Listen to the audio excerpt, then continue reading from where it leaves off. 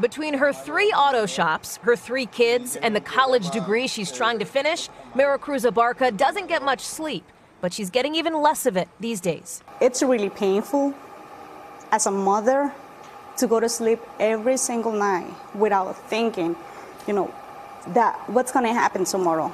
Abarca was brought to the U.S. illegally when she was 15, allowed to stay, along with about 700,000 other so-called dreamers, under an immigration program that expires in March. That's because President Trump ended the program and asked Congress to come up with a different fix. If the Democrats really wanted to, they could, but they really sometimes don't want to. Democrats say they do want to and see their best shot, their best leverage as Friday's budget battle, because Republicans need them to agree to a spending deal or else the government shuts down.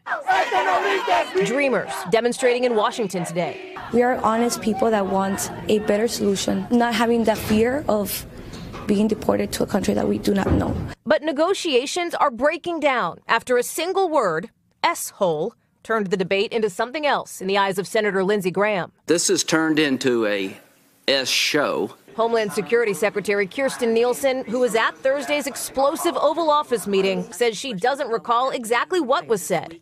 What was that strong language? Apologies, I don't remember specific word. Your silence and your amnesia is complicity. If no one backs down, it could mean President Trump will spend the anniversary of his inauguration in a shutdown. Not just the government in the dark, but people like Maricruz Abarca, too. We are accomplishing this dream, but without DACA, probably we won't be able to see what the other future it's going to bring to us.